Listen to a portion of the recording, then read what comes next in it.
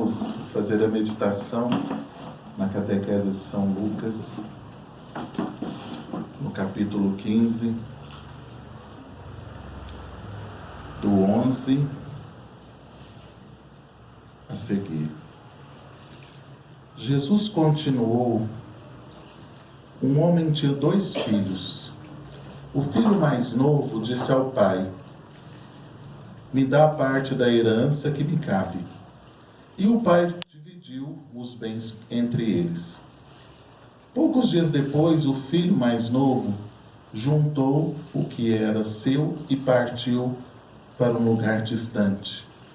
E aí esbanjou tudo na vida desenfreada. Quando tinha gasto tudo o que possuía, houve uma grande fome nessa região, e ele começou a passar necessidade. Então foi pedir trabalho a um homem do lugar, que o mandou para a roça cuidar dos porcos. O rapaz queria matar a fome com a lavagem que os porcos comiam, mas nem isso lhes davam. Então, caindo em si,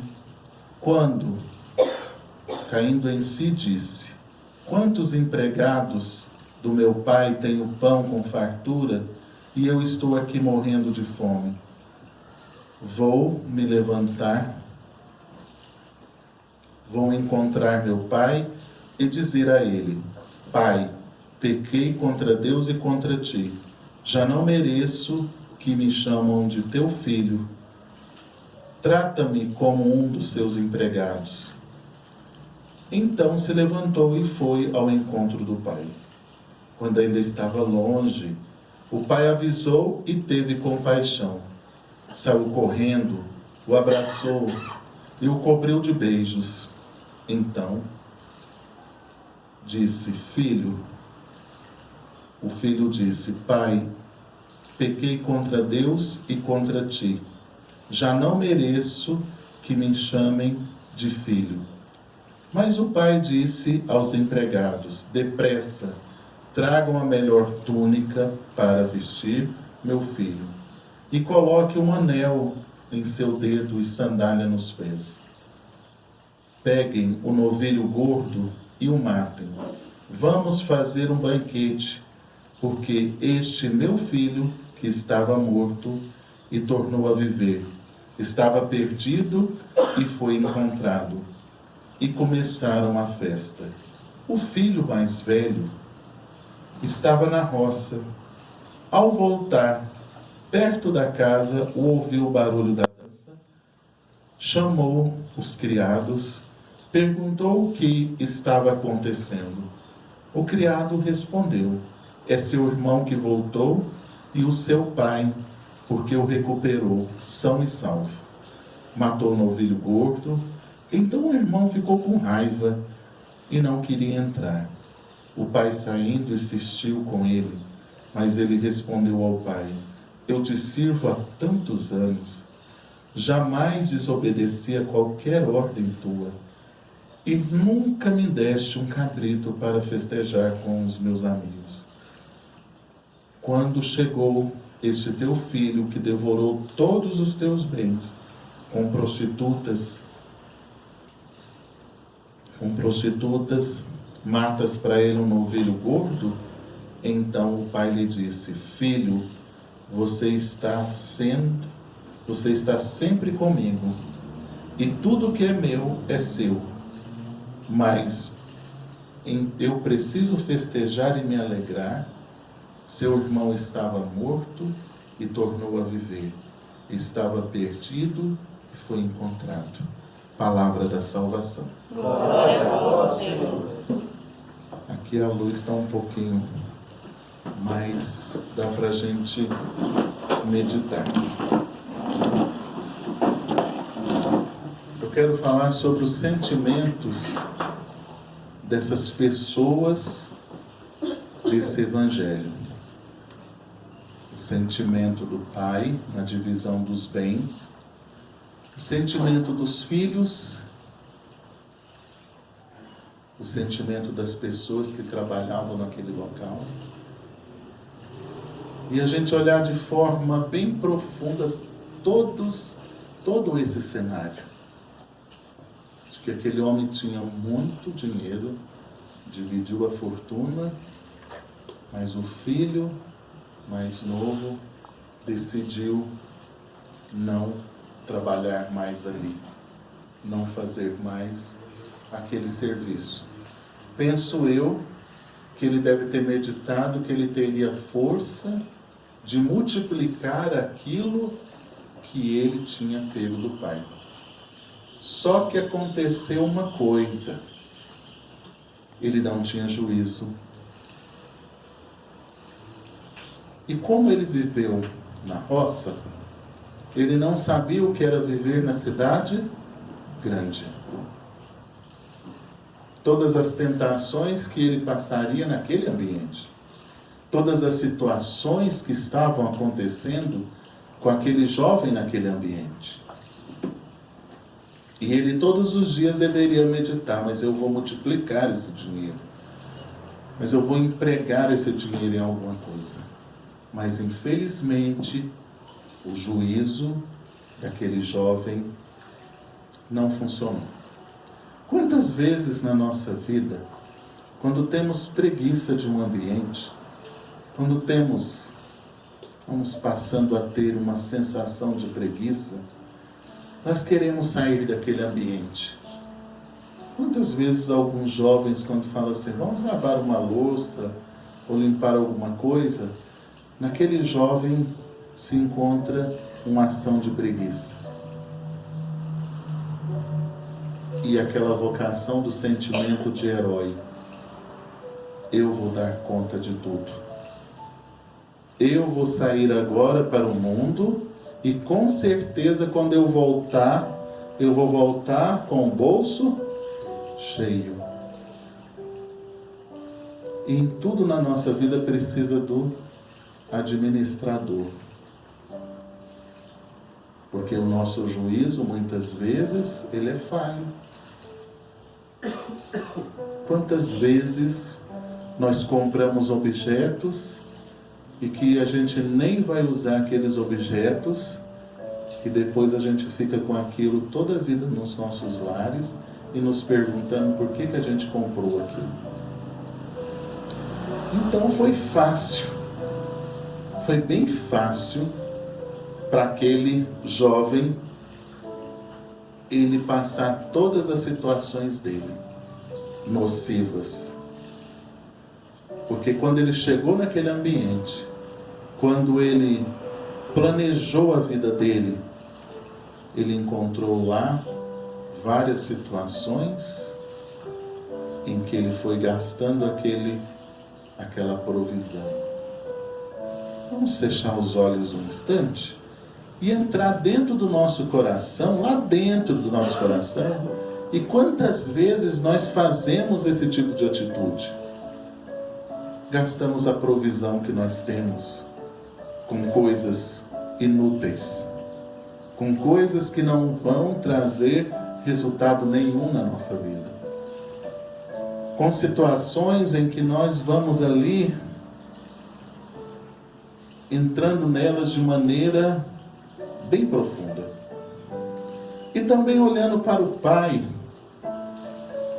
que teve que trabalhar muito mais, que teve que assumir aquele local onde aquele filho trabalhava. Mesmo que ele tinha funcionários, mesmo que ele tinha pessoas que o ajudavam e que ele pagava o salário daquelas pessoas, ele passou a ocupar o lugar do filho, ou passou a sobrecarregar o irmão. Quantas vezes nós abandonamos as coisas de Deus, a vontade de Deus, e nós vamos abandonando aquela visão de Deus e sobrecarregamos nossos irmãos? Quantas vezes nós não somos um braço potente que nos chama a graça de Deus? Então aquele homem, ele passou a trabalhar muito mais. Ele passou a envolver muito mais, mas o coração dele velava. Aonde está meu filho agora? Às vezes nós precisamos nessa tarde olhar para dentro da gente e perguntar para o Espírito Santo: aonde está meu filho agora? Aonde está seu filho agora? O que ele está fazendo agora? Aonde está a pessoa ou as pessoas que você trouxe ao mundo? Essa era a situação do pai. Esse pai olhava para o filho que tinha ido embora e também a sobrecarga que estava naquela administração que ele tinha naquela fazenda. Mas quando o dinheiro daquele jovem acabou, ele teve que retornar. Ele teve que voltar para a origem. Quantas vezes na nossa vida nós temos que voltar à nossa origem? Voltar à nossa genealogia de origem. E entender que somos pessoas falhas. E entender que devemos descer um pouco também na humilhação.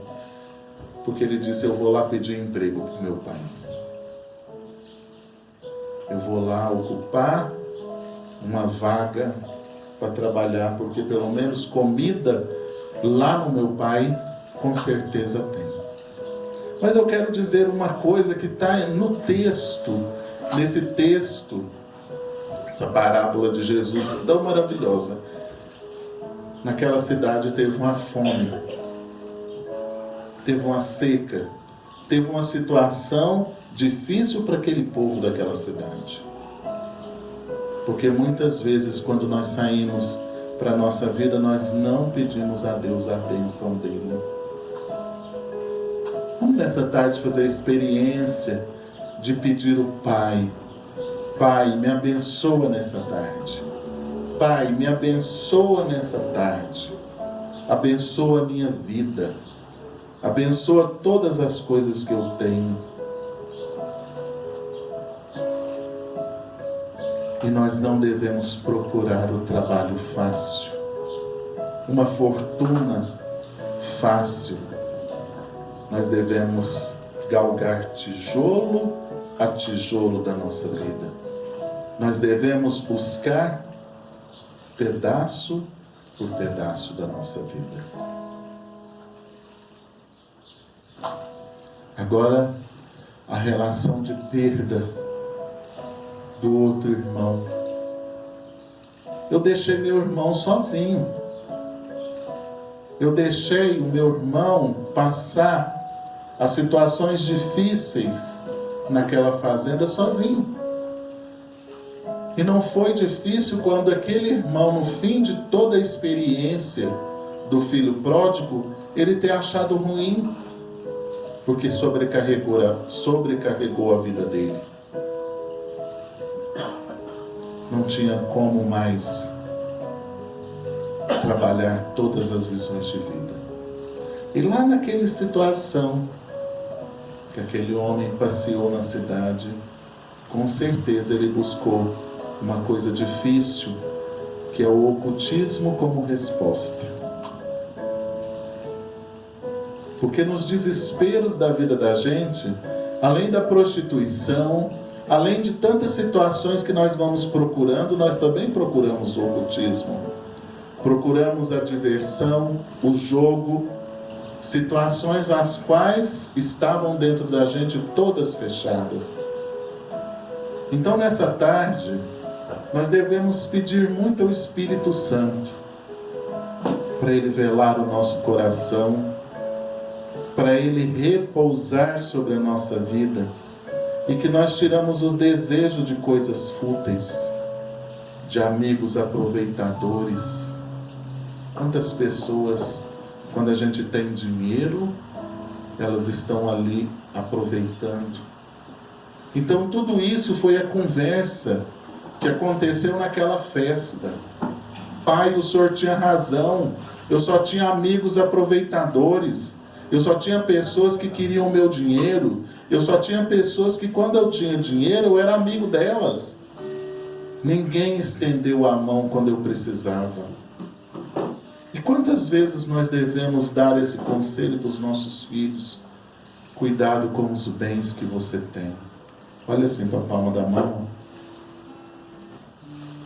Esse é o bem do seu trabalho. Foi através da palma da mão que eles construíram toda aquela riqueza. E aquela riqueza foi o quê? Destruída, porque infelizmente nós não temos juízo. E quando falta o juízo, falta todas as coisas na nossa vida. Tem uma coisa sobre obediência que é muito importante para nós. Muito importante para nós. Ouvir a vontade de Deus, perguntar o que Deus quer para a nossa vida e sermos pessoas obedientes. Uma pessoa obediente é uma pessoa que faz a vontade de Deus. E tem um traço nas pessoas obedientes. Elas não demoram com o trabalho da vida delas, porque elas trabalham servindo a Deus. Elas trabalham fazendo a vontade de Deus. Eu quero pedir para muitas mães que se colocam como esse pai da história do filho pródigo, que estão preocupadas com seus filhos e com a direção que os seus filhos estão tomando na vida. Muitas mães que não sabem o que vai fazer. Mães que precisam hoje pedir a Deus o juízo sobre a vida dos seus filhos. Por isso, consagre os seus filhos ao coração de Jesus. Feche os olhos e fala assim: meus filhos estão guardados dentro do teu coração, Jesus. É lá dentro que eles estão guardados. É lá que nós encontramos a vitória. E vamos pedir à Virgem Maria que os véus de Nossa Senhora protejam as pessoas da nossa família. Proteja a nossa casa. Proteja as situações que nós estamos vivendo. Proteja a minha vida, Senhora. Mas mais do que isso, que nós tenhamos o juízo necessário para cuidar dos bens que Deus derramou sobre a nossa vida. Será quantos anos aquele homem vai demorar na vida dele para reagrupar todo o dinheiro que ele gastou em 3 anos de vida fácil, de uma vida desordenada, de uma vida sem a bênção do Senhor?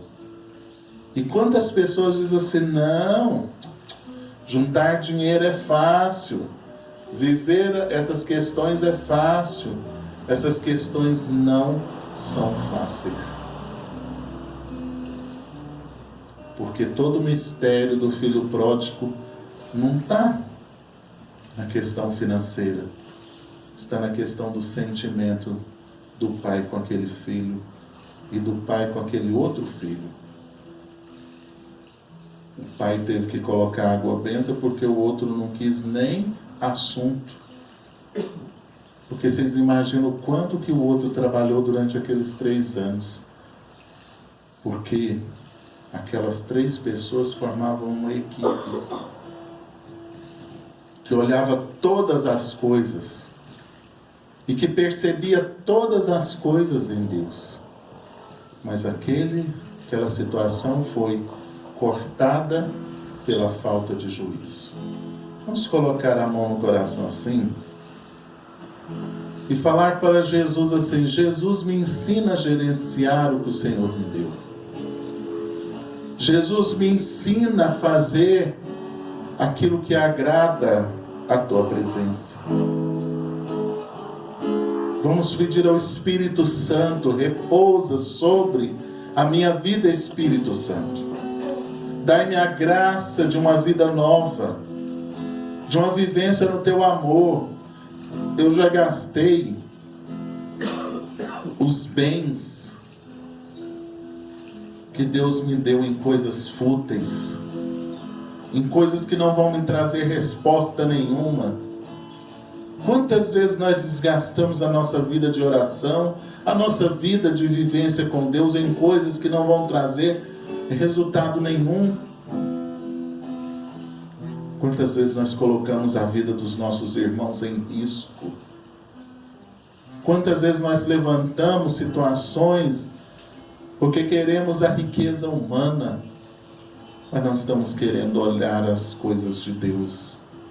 É uma coisa muito bonita, que era uma das frases mais lindas do Padre Léo: buscai as coisas do alto, buscai as coisas que vêm do céu. Olha o tratamento de uma pessoa quando ela tem Deus. O tratamento que é uma pessoa quando tem Deus em relação a outra. Aquele pai era a presença de Deus que nos aguarda todos os dias. Por que fugimos de Deus? Por que corremos tanto de Deus? Porque não queremos nos apaixonar com o Senhor. Dizer assim: Senhor, muito obrigado por essa túnica que o Senhor me deu. Muito obrigado pelas coisas que o Senhor me deu. Quinta-feira nós estávamos falando sobre os filhos à toa, que vão estudar e que mentem, estão lá mentindo que estão estudando. Nós temos um Deus tão poderoso, um Deus que ama tanto a vida da gente. Esses dias eu ouvindo um testemunho de uma pessoa dizendo que muitos anos o pai financiou a vida da filha que estava fazendo faculdade. E quando chegou no final da faculdade, que ele pensou assim: agora é hora de eu ver a grande médica que essa menina se tornou. Ela chegou grávida, sozinha, gastou todo o dinheiro em coisas inúteis e levou aquela família à falência.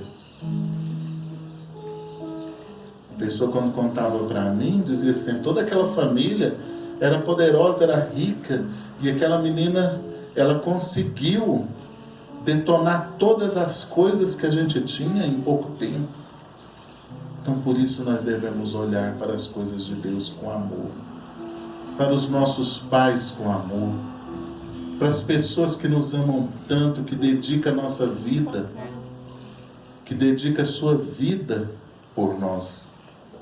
Nós devemos olhar para a graça do Senhor. Quantas vezes o Senhor... Vamos olhar para a família tão profundamente como ela deve ser.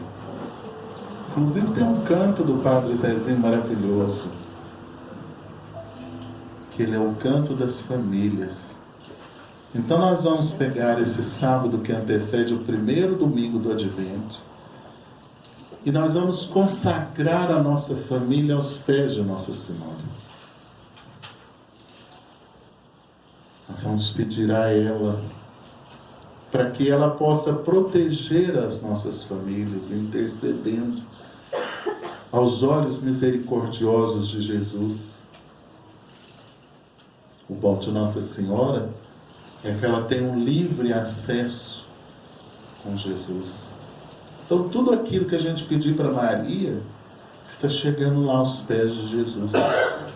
É por isso que ela é cheia de graças, porque toda a graça que eu pedi para ela, com certeza, vai chegar aos pés de Jesus. Vamos cantar pedindo, porque para mim esse canto, ele é mais do que um canto.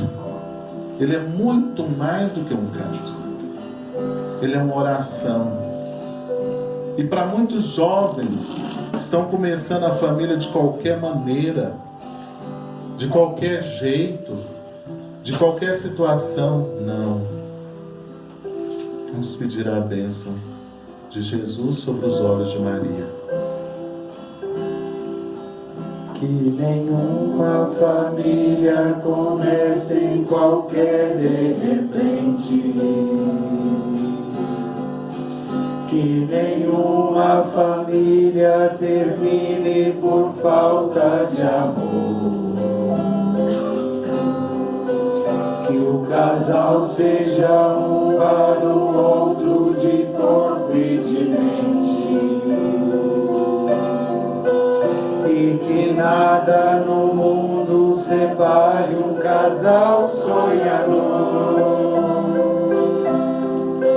Que nenhuma família se abrigue debaixo da ponte. Que ninguém interfira.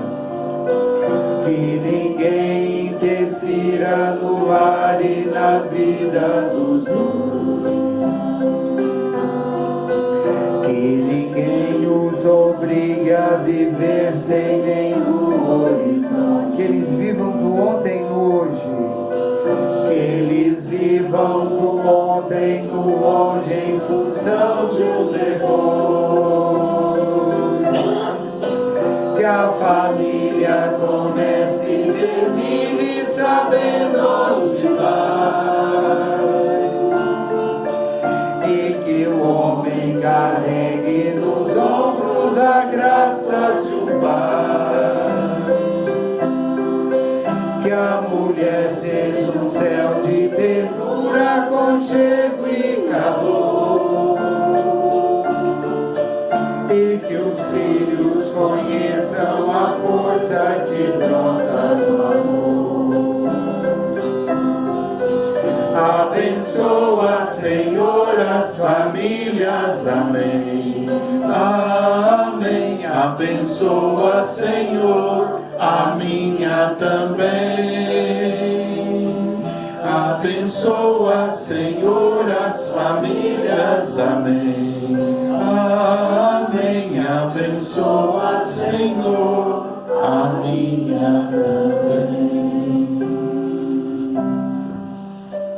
Quantas vezes, jovem, for necessário você ir no sacrário consagrar a pessoa que você ama, não tenha medo. Jesus só nos dá coisas boas, mas saiba também perder. Saiba que tudo na vida tem o seu tempo e que às vezes nós não podemos provocar situações nocivas na vida uns dos outros pelos nossos disparates, como esse jovem fez. Então que hoje, na nossa meditação do sentimento em que lugar eu estou do sentimento do filho pródigo? O pai que espera, o filho que abandona, ou outro filho que fica lá sozinho com o trabalho todo? Então, em que posição que eu estou? São 3 óticas para a gente olhar o filho pródigo. Mas ainda falta uma. As pessoas que trabalhavam naquele lugar e que amavam aquela família e que cuidavam daquela família com carinho. E também nós devemos observar as pessoas que nos cercam e aquelas pessoas que nos amam, que foram logo preparar tudo o que o Pai pediu. A roupa, o anel, a sandália e o novilho, ou seja, a provisão do alimento. E essas pessoas também são pessoas abençoadas por Deus e que ali também aguardavam aquela pessoa dia após dia. Então, por isso, nunca diga na sua vida que você não é uma pessoa amada, porque tem pessoas que esperam por você todos os dias. Pessoas que te amam, pessoas que te querem bem e que querem que você seja uma pessoa feliz. Ave Maria, cheia de graça, o Senhor é convosco. Bendita sois vós entre as mulheres. Bendito é o fruto do vosso ventre, Jesus. Santa Maria, Mãe de Deus, rogai por nós, pecadores, agora e na hora de nossa morte. Amém.